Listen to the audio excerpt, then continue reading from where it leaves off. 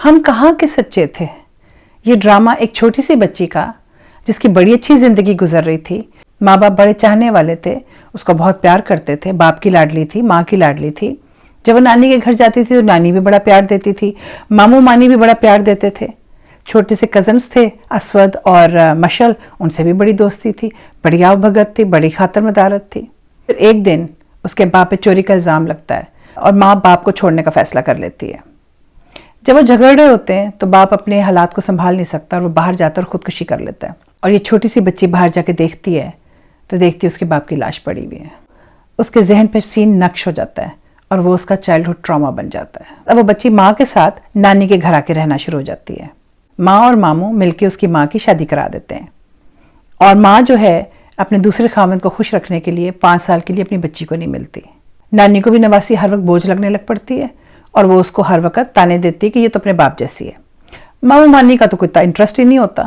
Cousin اپنا مقابلہ شروع کر دیتی ہے اور اس سے ہر جگہ جہاں پہ اس کو اٹینشن ملنے لگی ہے وہاں پہ وہ اس کے باپ کی چوری کا الزام کا قصہ چھیڑ دیتی ہے. اور سارے بچے، آپ نے دیکھا اسکول کا ایک سین ہے جہاں پہ سارے بچے اس کا مذاق اڑانا شروع ہو جاتے ہیں اور یہی چیز وہ کالج میں بھی کرتی ہے. باپ کیا گیا، باری باری تمام رشتے چھوٹ گئے.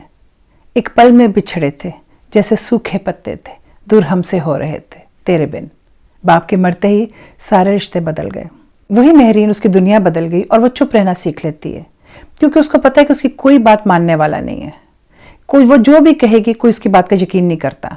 آپ نے دیکھا کہ جہاں مشل اس کو مارتی ہے، دھکا دیتی ہے، مہرین اپنے لیے نہیں بولتی کیونکہ اس کو پتہ ہے کوئی اس کی بات مانے گا نہیں. ہم کہاں کے سچے تھے. بار بار آپ کو ایک ہی سین نظر آتا ہے کہ وہ جب بھی وہ پریشان ہوتی ہے، جب بھی اس کا دل گھبراتا ہے یا جب بھی کوئی سین ہوتا ہے جہاں پہ اس سے زیادہ زیادتی ہو رہی ہوتی ہے تو وہ اپنے باپ کو یاد کرتی ہے کہ اس کا باپ جو ہے آنسو بھری آنکھوں سے دیکھتا ہے اور آئی لو یو کہتا ہے. اکھیوں نے، تیری اکھیوں نے باندھا ہے کیوں ان اشکوں سے. مہرین کون تھی؟ مہرین ایک چھوٹی سی بچی تھی جس پہ یتیمی آئی اور اس کی ساری دنیا بدل گئی. اور وہ سیکھ لیتی ہے کہ اس نے اپنے ایموشنز کیسے چھپانے ہیں. جو گلاسز پہنے میں اس نے، وہ ایکچولی اس کا ماسک ہے. وہ روتی ہے، اپنے آنسو صاف کرتی ہے اور اس کے بعد وہ پھر اینک چڑھا لیتی ہے، یعنی وہ اپنا ماسک پہن لیتی ہے اور اپنے ایموشنز چھپا لیتی ہے، کسی کو اس کے ایموشنز نہ پتہ چلیں، اور ایک سپاٹ سا چہرہ بنا لیتی ہے کیونکہ اس کو پتہ ہے اس کے ایموشنز کی کوئی ویلیو نہیں ہے. وہ کہیں پہ اپنا سٹینڈ نہیں لیتی کیونکہ اس کو کبھی کسی نے پوچھا ہی نہیں، کسی نے اس کو یہ امپورٹنس ہی نہیں دی کہ تم کیا محسوس کرتی ہو، تم کیا چاہتی ہو اپنی زندگی سے، اپسیٹ کیوں ہو. اسے کمرے میں ہی نہیں گیا، کسی نے اسے کھانے پہ نہیں بلایا. وہ رات کو چھپ کے الگ ہو کے کچن میں بیٹھ کے کھانا کھاتی ہے. کسی نے اس کو پوچھا ہی نہیں، کسی نے اس کو شامل ہی نہیں کیا، کسی نے فیملی کا حصہ ہی نہیں بنایا. نانی اور مامانی کہتے یہ ہیں کہ ہم نے اس کو پالا ہے، ایکچولی وہ صرف اس گھر میں پلی ہے.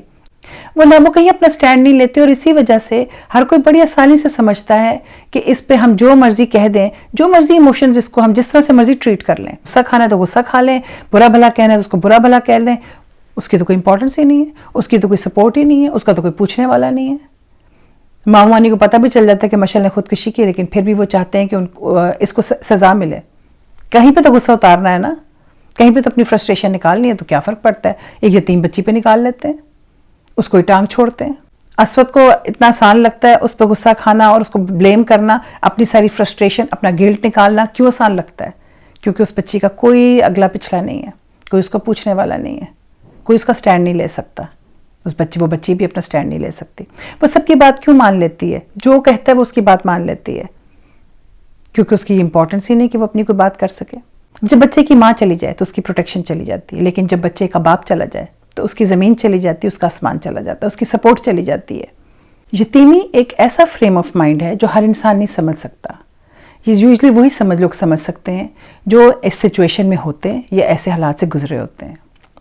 ہم سب کے ارد گرد ایسے بچے ہیں، ایسے بچے جن کے ماں باپ چلے گئے ہیں، ماں چلی گئی، باپ چلا گیا. ایسے بچے ماں باپ کی طلاق ہو گئی ہے، ماں کی دوسری شادی ہو گئی، باپ کی دوسری شادی ہو گئی.